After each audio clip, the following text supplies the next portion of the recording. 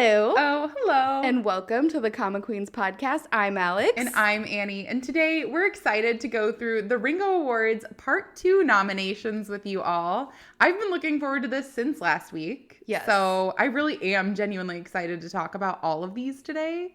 So without further ado, Alex and I are also at the same time going to be playing a little bit of a candy game. This is what I'm really excited about. I mean, yes, I love talking about comics. I'll do that all day, every day. But we're playing roulette with sour punch straws, where one of the options is pickle. So I'm not going to lie. There's no losing for me here because I'm gross.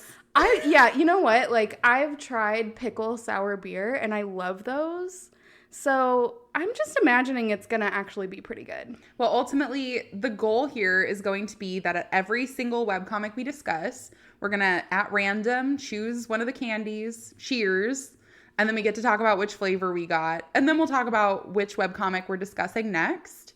But the flavor options we have are green apple, lemon lime, watermelon, and pickle. And these are all identical green. So it really is just a gamble. It's a gamble I'm willing to take, honestly. Me too. I'm not willing to take many. Do we start with that first? Because we have a lot. I think we should start with it. I feel like probably we should. Okay. So, okay. We'll pick one up. Ready? Cheers. Cheers. Okay, mine was green apple. I think mine might be pickle. You think you would know. I don't know. I think it's pickle. Okay. Well, mine was green apple.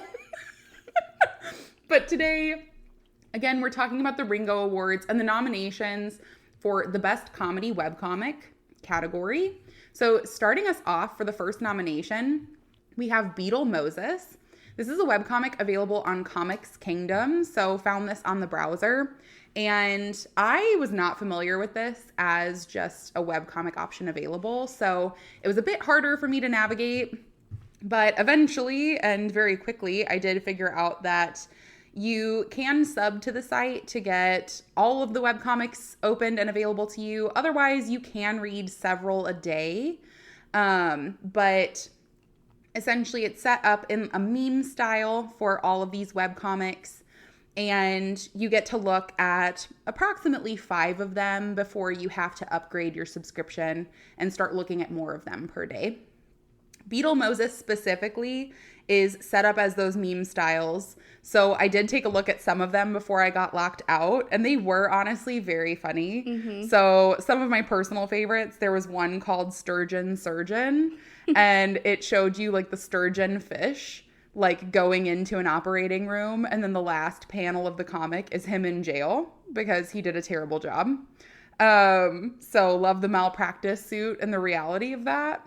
And there was also one where there was a couple who said that they hired a dog whisperer because they were really concerned about their dog that had started crip walking. And then they show the dog doing it and the dog whisperer being like, I honestly don't know what to tell you. But ultimately, it's all just very random. The comics are super adorable. Like, the art style is just very cute. And they were really funny to read. It's very, like, nice to take in those short bursts of comedy. It sounds really like newspaper comic. Yeah, it really is. Yeah. I mean, and they're very short. I'd say, like, 3 panels each. Mm-hmm. So, really quick to read and digest. The art style is adorable. And honestly, that. I do really love it. It's not, again, like a platform that I go to often. Mm-hmm. So I wouldn't have known about it if it wasn't nominated, but it is really fun. Yeah, I think the comedy, like, really does that kind of short form really well. It's like, it really works with that. I know you have another one on this list, which you're going to talk about next. Yeah, I am, but not before we eat another piece of candy. Oh my gosh, okay. I'm thinking back too, and I think that was pickle that I had before. I didn't realize that we'd have to guess what the flavor was. Yeah. I thought it'd be a little bit more obvious. Me too. Okay, let's try. All right, cheers, Abe. Cheers. That was watermelon. I got green apple that time. Okay. Having had the green apple now, I do think that the other one was pickle. I'm confirming my answer. Final answer? Final answer. It said that there was at least one pickle flavored in every package. But this is a lot. I feel like there's probably going to be more than one. Yeah, we do have like a significant amount of these on the plate. Mm-hmm. Like significantly more than there are webcomic nominations for this category. So after we get done with this, it'll just be like 10 hours of us trying candy. Yeah, that's fine. We won't make you sit through that, but that's fine. So moving forward to the next one that we read is Blue Chair. This is available on Webtoon, and this has been posting for the last 10 years. So this first came out June 30th of 2014, which is just wild to think about that they've been able to keep up with this for so long.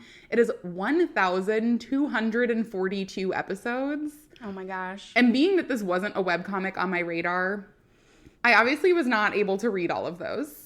But I will say I did read a hefty chunk of them. They are all hysterical. Yeah. They're essentially set up as like these stand-up comic, like little skits that are drawn out. So some of my favorite ones, like the very first one is where he says, everybody tells you that you're more afraid of spiders than they are of you. Mm-hmm. And then it shows a spider family, like, and they have weapons and they steal this guy's wallet. Oh my gosh. And they're like, you're afraid of spiders for a reason, kind of a thing. There's another one that just really spoke to my soul where the main character guy says that he did study abroad in Spain for like a few months. Mm-hmm. And they used to do their Spanish classes in this yellow building, but he couldn't find a pen.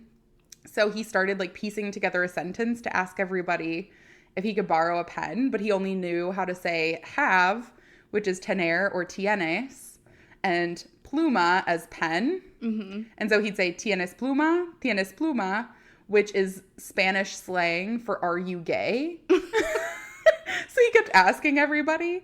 And apparently he just says at the very end, I eventually found one. But I mean, it just spans so many different topics. Like there's one about how he listens to Korean and J-pop songs mm-hmm. and how he convinces himself that he knows specific words. And it's like a little treat when they throw in actual English words into the songs so he can sing them along for like one word. I love that. Which just speaks to my soul. And it also talked about how half the time they sound super happy, but they're actually really depressing songs. It's really funny, those short form comics, and it really is easy to digest those laughs. Like you could just pop over and read it for a quick laugh. Mm-hmm. And it's something that you don't have to keep up with. Yeah. Yeah. I love that you can just like come in and out. Like I went through this list and instantly got caught on one that was called Compliment Sandwich. Mm-hmm. Because being a swim instructor, I was very familiar with the compliment sandwich. And so this one was just like an expansion of the compliment sandwich, putting in a lot more things into it because they were like, you don't just have bread, meat, bread. Like there's all this other stuff in the sandwich. So they just put a bunch of random things in there. And it was really funny too. Like it just speaks to me. Yeah. And I mean, it really is. There's something for everybody. And it is nice, especially as people who read webcomics all the time on a regular schedule and you're constantly keeping up with it. And if you don't, you're missing things. It's nice to be able to hop in wherever you left off or mm-hmm. just hop in wherever you want and you haven't really missed anything. Like there's enough disconnect that you can go and read whatever episodes you want and they're all funny. And they're all standalone funny. Yeah. So there is really something special about that too. Yeah, I do love that. I did like it a lot. It was very cute. Okay. It's time for another piece of candy. I know. Everyone's favorite moment. Cheers. Watermelon again. Mm-hmm. Watermelon.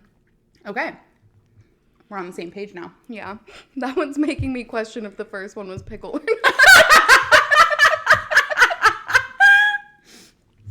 Stop. It just wasn't strong enough to know. That's so funny. And I feel like if it's gonna be pickle, like they should go all out, you know? If it's gonna be pickle, it should smack me in the face and go, I'm a pickle.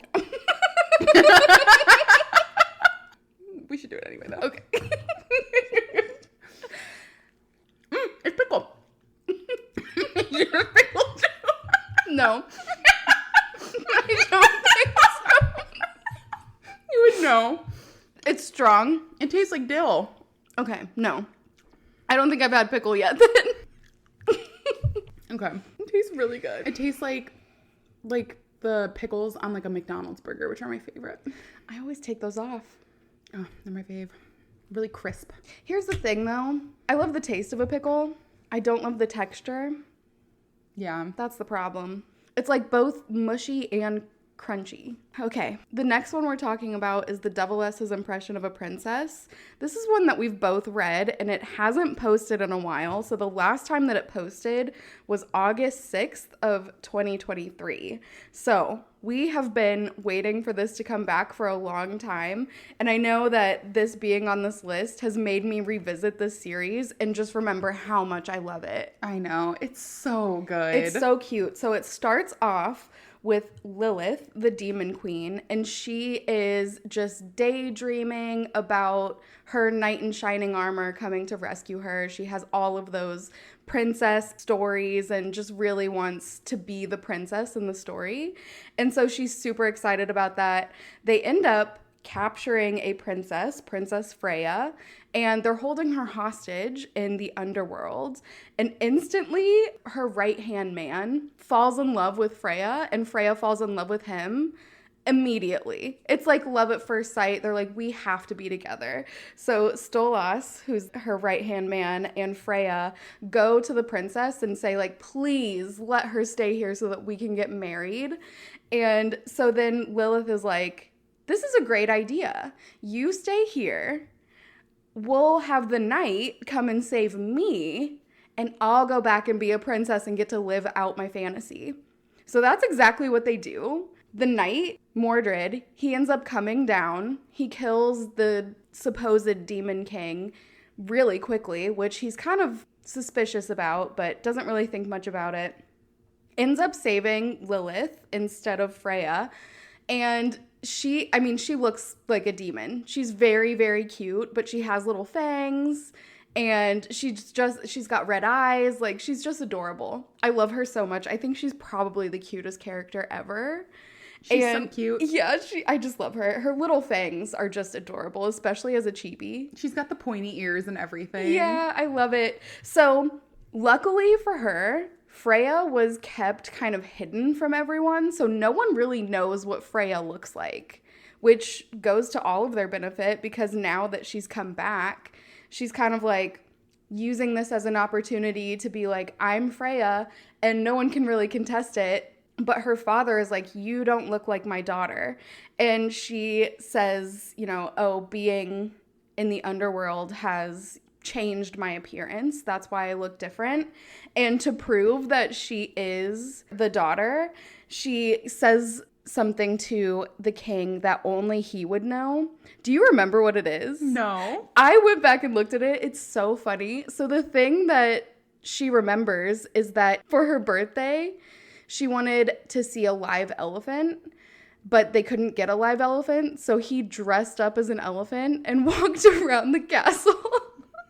So she's telling this to the whole court, and he's like, that was supposed to remain between us. So they all accept her because she knows this thing that only Freya would know. So that's where we start off. And Mordred, the knight, since he went to save the princess, he's supposed to get married to the princess, but they end up delaying it to wait for this ball, and actually the ball is where we end the season. So they have this whole season of her learning how to be a princess. We find one of the, not court girls, but she is from the orphanage. Her name is Isla, and she finds out that Lilith is the demon queen. And so she threatens to tell everyone, but Isla is actually in love with the high priest, Clarent. And so Lilith is like, okay, let's make a deal. I'll help you, you help me. You teach me to be a princess, and I'll help you in your love for Clarent. And so it works, and well, it kind of works because they're suspicious. Like the whole time she's just doing things like to make her more and more suspicious. So it starts off with she doesn't know when the ball is, and Mordred's like, wait, why wouldn't she know when the ball is? It's the same time every year. then it like gets big enough that she's lifting a boulder up completely by herself, like thinking that princesses can do that.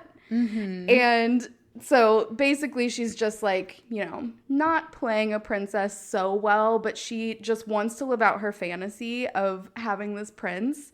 So there's also a competing lady, Lady Charlotte, who also wants Mordred to marry her. So she kind of goes after the princess. She poisons her and she wants to get back at her. And that's actually where we leave off. So at the end, Mordred has been training to dance. Like, he cannot dance, and he's very nervous to go to the ball because he wants to dance with the princess. And she is thinking that he doesn't want to go to the ball with her. So there's like this huge miscommunication about him trying to learn how to dance for her and her thinking that he doesn't want to go to the ball, and that this is all a big test because it's a masquerade. And so she says that she's sick and she's not going to go. And then she ends up going with a mask on. And Mordred is like, this must be a test. She wants to see if I'm going to dance with someone else because she told me she wasn't going to be here, so I'm not going to dance with her. And then she's thinking, this is a test. He's going to know that it's me, even though I'm wearing a mask. So they have this whole big like blow up, and it comes out, and Mordred ends up saying that he has feelings for her, and they end up kissing. It's super, super cute. And then at the very end, it cuts to Lady Charlotte, who like sees them having their cute little moment where they fell in the fountain. And she's like, I am not going to stand for this. I'm not going to let this happen. So that's what's going to happen in season 2. We're going to find out probably more about Lady Charlotte trying to mess up their love life. I know. I'm so excited that this one was nominated. It's so funny. Me too. It's hilarious, and it's so funny, and I just adore Lilith. I think she's so cute. She's one of my favorite characters. She is so funny. And honestly, just the beginning of the story, I remember reading it and immediately being hooked because just off the bat, the way that Stolas like plays off getting defeated, like Mordred barely scrapes him. He goes, oh no, defeated, you know, white flag, surrender. Yes. Because he doesn't want to get too injured because he wants to be with Freya too. Yeah. The entire thing, it's just so funny. And the way that the characters all act, I just want them to have their little happy ending. Me too. But there will be a lot of chaos that ensues. Yeah. Lilith is happy all the time. Like, she, in every panel, she's just like open mouth smiling, like just happy to be going about life. And I just love that energy. Yeah. She's just living her best life. Go her. Go her. And we're living our best lives with these candies. Okay, ready? Yes. I got another lemon lime. I got pickle, and now I know that first one wasn't pickle. What was the first one then? I don't know. I think what happened is like, it was probably next to the pickle, so it had like a vague pickle like flavor. A LaCroix kind of situation? Yeah, it was like the LaCroix. Well, now we know. They didn't tell us that there were varying like strengths of the flavors, but now we know. Yeah, I mean, it's pretty good. Yeah, I'm not going to lie. There was no losing for me in this game. Yeah. So it's okay. Okay, so moving on to my personal favorite out of this entire list, which is saying a lot because they're all hysterical. The Fantastical After School Writing Club. Now, I know I've spoken about this probably on more than one occasion, but this came up organically, and you best believe your bottom dollar, I am taking my chance and shooting my shot at talking about this one again because hands down, this is one of my favorite webcomics ever. I am literally waiting and stare constantly to see if a season 2 has been announced and is coming out for this series. It is on Manta. It is 19 episodes, and it was last updated June 5th of last year in 2023. So it's been a little bit. Now, the story follows Taeyeon. She is a writing major in college, and right away you see her having a rivalry with another person in her writing course. His name is Yongjin, and they just have very differing views on their literature course and their approach to their English studies, etc. So they're constantly butting heads. They just don't agree on anything. And they literally tell each other, can't wait until I never have to see you again. And then they both get a job offer to move to this small town and work as this like language arts English teacher in like an elementary school. And they both take it. And so they're now like working side by side in the same classroom and see each other every single day. So automatically, not off to a wonderful start for the two of them, because they basically just signed their lives away. Automatically, things are a little fishy because it's a little too good to be true. They're being paid enormous amounts of money, which anybody in the teaching system knows, highly underpaid job. And they are also getting their room and board paid and like their food paid for as well. So they have like no expenses. They're just getting all of this money. And all they have to do is essentially run this creative writing club for their 8-year-old students. So we're talking like 2nd, 3rd grade here. For like, right off the bat, it's kind of a nightmare. Yeah. Not so fun. Hard to keep kids organized. Everything else. You have kids kind of shouting random things in the background. And they are trying to give them good advice on how you start your story. And of course, Taeyeon and Youngjin don't agree right away. They go, what do you need to have first to start your story? One person says characters, another person says setting. And so they're just constantly at ends with each other. But they basically tell the students to write a story about them. Say, here's the subject matter. You can write about us, your teachers, Taeyeon and Youngjin. And so their assignment is to make a short story about them and then go on. And they're all put in these little groups and everything's fine. Well, they go to leave that day and they're at each other's throats and they're having these arguments. And then as they're getting in this argument, Taeyeon goes to turn around and she's about to fall backwards as she's having an argument.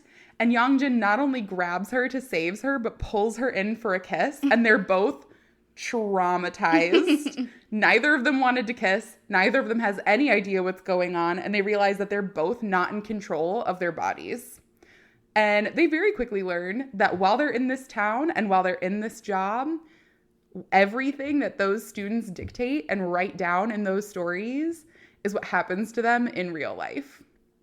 They don't know why, they don't know what is happening, but their lives are now in the hands of grubby little 8-year-olds. And if that isn't a nightmare, I don't know what is. It is the funniest story ever. I love it. It is just so great to see like just the crazy, hectic mind of an 8-year-old and where they go to and how like they'll write these romance scenes, but they don't have like a full understanding of what the romance scenes are like. Yeah. So they're definitely like a PG-13 version of everything. And, you know, you have Taeyeon, who's definitely like, they finally bring in somebody's hot uncle as another person, but then they end up making it a boy love story. So she's just super sad that she's left out of it. At every single turn, they find a way to screw over the main characters. And I just love this story so much. I love that it's got like a bunch of different little stories within it, but it is still a whole story. So it's kind of combining the best of both worlds with getting those short bursts of different things, but then also having like a thread that connects it. So it is building on itself. I agree. And they're trying to figure out like, how do I get out of this situation? Because I am not living like this forever. I know. And honestly, it's a forced camaraderie, but I mean, if you're going to have to join forces on anything, getting out of that situation makes sense. Yeah. I love them. It is so perfect. I will say, like, season 1 just left off so well. Again, hopefully getting nominated for this Ringo Awards kind of is a catalyst and helps move things forward for a season 2 because I'm waiting. And if it matters for nobody else, I'm waiting. So, please. But Highly, highly, highly recommend. If you have not read this, read it. Again, all of the stories from the previous episode that are available on Manta, as well as this episode that are available on Manta, they are all available for free. You don't have to have a subscription. So highly recommend taking advantage of that and reading through them while they're available. I believe that they'll be available probably until the voting has concluded and awards are announced in September. And they're all pretty short, so they're all easy to read. Like you said, 19. Fantastical After School Writing Club is 19 episodes. Deviless's Impression of a Princess is 20 episodes, and Countdown to Love is 24, I think. So all of them are like, reasonable size to get caught up on pretty quickly. Absolutely. So, moving forward to our next story, but candy. I almost forgot. Almost. I got watermelon. Lemon lime. Okay. That's a good one. Okay. So moving on to our next story, we have the Not So Shoujo Love Story. They really threw in some tongue twisters. Is that like a part of being a comedy story? They have to also make it hard to say. Well, they do have the long names, so that makes sense. That would make sense, wouldn't it? So, in any case, this story is available on Webtoon. It is 121 episodes. I started reading this one very early on and kind of tapered off from reading it. Not because it wasn't funny, but mostly just because we read way too many things. Yeah. Just kind of like ended up falling off because I had started out further behind and then just never caught up. But it was nice to hop back into this one with fresh eyes and get somewhat more caught up with it. Definitely not to 121 episodes, but definitely to the point that I want to continue reading it. The story follows Rei, who is an absolute otaku. She loves reading manga and watching anime, and she is obsessed with the shoujo love story, which is the typical heterosexual love story expressed in all of those anime and manga, where the girl gets the guy and it's very beautiful and dramatic and everyone's expressions are so just gorgeous, everything. And so she reads all of these things and wants her perfect love story. And she decides that she has the perfect candidate for this. And his name is Handsome Ochin-chin. When I tell you that the name suits him perfectly, it really does. We're talking, have you ever seen Fairly Odd Parents? Yes. Okay. Like Crimson Chin, but like with a pointy chin. Oh my gosh. Like truly just giant chin. She's like, wow, he's just majestic. Look at him. And he looks absolutely insane, but he is the heartthrob of our story. So Rei decides she is going to profess her feelings, that they're going to have their beautiful, perfect love story. Her life is going to be that shoujo love story, just like she's always needed it to. And right as she chases him down and they're going to have their beautiful moment, this most popular girl at school, Hannah Schillerin, comes in and says, Handsome Ochin-chin, I proclaim myself your love rival, and I will be fighting against you for the love of Rei. And Rei is so mad. She like can't even put it into words. She's like, how dare you overshadow my beautiful love story? And the story is basically just about Rei and Hannah being at odds. Rei is just fighting for that perfect love story. And I mean, obviously there are different narratives that you can follow with it, which obviously her and Hannah do have a very beautiful relationship that starts out as a very good and solid foundation. And so realistically, that is kind of the perfect love story in its own way. But there are so many different hijinks that they all get into. Hannah is loved by all the classmates for very shallow reasons, and she's just so sick of it. And she really connects with Rei because Rei does not care about her own appearances, doesn't care about what other people think about her. She has all of her manga stuffed in her locker, and everybody judges her for being nerdy about it. But she ends up like letting Hannah borrow all of her manga. And ultimately, she just loves that Rei is able to be herself. But she is absolutely delusionally in love with Rei to the point that she's like, I'm pretty sure you just messed up my chances with Handsome, and like, I'm going to beat your pretty head to a pulp. And then it just shows that all of the words that she said become a blur except for pretty. And Hannah just goes, "You think I'm pretty?" and starts blushing. Oh And, my gosh. you know, it's just so, so cute. I will say, I do think that this one does not stay only as a comedy. So it is like that romance comedy a lot more. But, I mean, I love that. So. We love a rom-com. Love a rom-com. But it's a really good one. Highly recommend. Yeah, that sounds really good. I love that it's kind of like a unique take. And you showed me Handsome O-Chin-Chin. If you haven't looked, funny. If you're going to look at this one for anything, Handsome O-Chin-Chin is worth the read. The name alone, really just, it's a standalone winner. Well, the next one that we're talking about, Vibe Check, also has some really funny, punny names. But before we talk about that, we have to take another candy break. I mean, as one does. Cheers. Okay, mine is green apple. Lemon lime again. Okay. That's not a bad one. Yeah. It's a good one to get on repeat. No kidding. Okay. So this is the last one on our list. It's called Vibe Check. This one is on Webtoon, and it does have over 100 episodes, so it is a pretty long one as well. I'm not completely caught up with it, but it's a really funny story. So it follows a boy named Yuke, and it starts off with him pitching his comic idea to this big comic company called Goss Comics. And his main character is Captain Pluto, Space Cadet. And he's a, foot for a head. I hate it. It's not good. And the guy from Goss Comics tells him, "This is a horrible story. You've pitched so many ideas. None of them are good. Please stop pitching." Aww. And he's like, "No, I have great ideas." So here are some of his other ideas. So we have Grillium Bakespeare.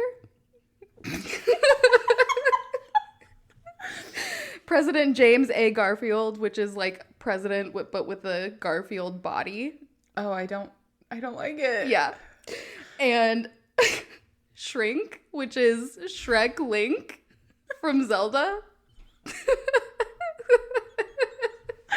Oh no, it's cursed. He has bad ideas. Oh, I love him for it. So he's, just going about his life. He's like, "I can't give up. I'm just gonna, keep going." He even throws back at the guy at the comic that's for Goss Comics and says, "You say my ideas are bad, but you guys have a comic out that is for the worst animal, the goose, called the Goose Man," which, that is a bad superhero. Yeah, Goose Man? It's probably on par with his anyway, so he's got a point. Yeah, he's not wrong. So he's just going about his life. He's still trying to figure everything out. And all of a sudden, he gets basically fairy godmothered, but it's the Vibe Fairy, which is this giant buff dude who comes down and is like, "You have bad energy, and that's why all your comic characters suck." So he's like, "Okay, leave me alone. You're weird. I'm not going to talk to you." So he goes home, and then he's eating cereal, and the Vibe Fairy comes out of the cereal bowl. Oh, God. And he's like, "You need to work on your chakras." So he goes to find his friend Micah, who apparently knows a lot about chakras. Mm-hmm. And he gets a book on it, and he's trying to figure stuff out. Mm-hmm. And he's walking down the street, and he sees a cat from the back, and he's like, "Oh, look, a cat." And then you turn around, it's a cat, but it's got the Vibe Fairy's face on it. It's so creepy. And he just turns around and he's like, "Are you ready for your training yet?" Oh my God. And then he turns into a buff cat. And he starts chasing him. And that's as far as I got. Oh my gosh. But it's really funny. I love it. Yeah. I hope he works on his vibes. Yeah. They also break the fourth wall in this one a lot. So he talks that. to he's like, that panel was wild. I love when they do it. That's some of my favorite. Yeah, it's really funny. I didn't make it too far, so I can only imagine that it's just going to be different trainings that he has to do, and then one day his comic will be picked by Goss Comics. I hope so. Maybe he'll make one about the Vibe Fairy. He might. The Vibe Fairy is very funny. I mean, he's huge. As he should be. And I bet he has great vibes. Coming out of the cereal bowl. Honestly, the cat one really, I think, caught me off guard. I was not expecting it. You were like, I kind of want this to be a cat. Oh my gosh, yeah. We were wanting it to be a grandma, and it turns out it was a Vibe Fairy. It's a Vibe Fairy, yeah. So there you go. Okay, we are going to pick which ones we want. First, we're going to do candy. And then you also still have to pick from last episode. Oh my gosh, I do. But first... Ooh, these two are stuck together, so I'm just eating two. Oh. I got green apple. I got 2 green apple. I think the first one I had that I thought was pickle. I know I keep going back to this one. But it was green apple next to pickle. Does that make sense? Green apple that was friends with pickle. Yeah. Then they had a falling out. Yeah. Okay. I didn't realize we'd still be contesting what the flavor was of the first one at the end of the episode. I just keep thinking about it. It's fine. So I think that this one has been a lot more obvious to me. But yeah, with this best humor webcomic, hands down, I have to go with the Fantastical After School Writing Club. There's a bit of nostalgia there for me. It was one of the first ones that I read on Manta and on any platform, really. But also, I always go back to it. Whenever I want to laugh, it is the one that I go to. Yeah. I highly recommend it to everybody. Anytime someone asks me for a humor recommendation or a comedy recommendation, that is the one that I send them to. And so I would feel, honestly, like a fraud if I didn't vote for it at this point. Yeah, I can't say I'm surprised. Yeah. I am going to pick the Deviless's Impression of a Princess. And I do have to say, it is probably not the funniest one on this list, but it is my absolute favorite one, and it is still funny. So yes, it is funny. It is a good one. And I will say there's not a wrong answer here. Yeah. Because they're all really good. Yeah. Yeah, they're all really funny. I mean, it's the humor category, so of course they're going to be funny, but if they weren't, that would be the problem. That would be a problem.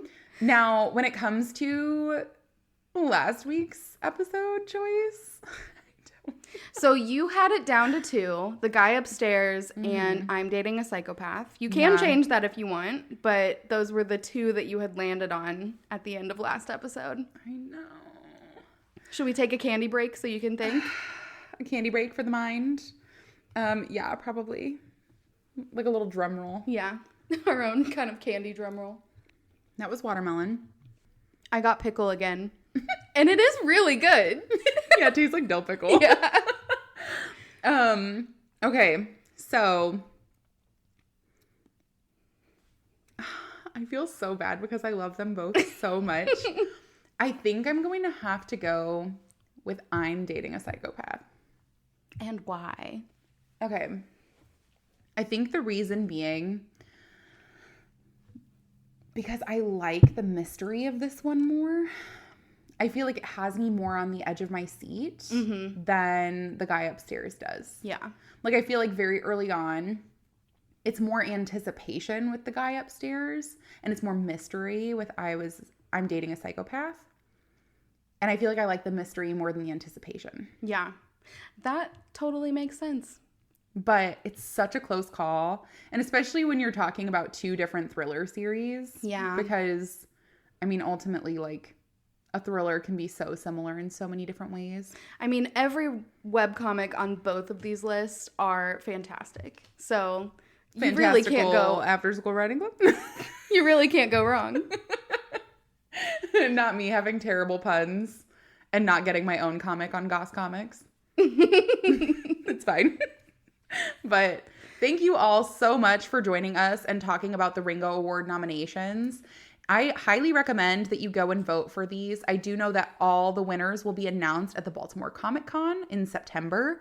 So you do have about a month to vote and finalize those. Take a look at the webcomics, see which ones you're liking, and let us know on our socials which ones are your favorites. We definitely want to hear from you. If you have any recommendations on what we should be reading, let us know. And otherwise, looking forward to talking to you on the next one. Goodbye. Bye.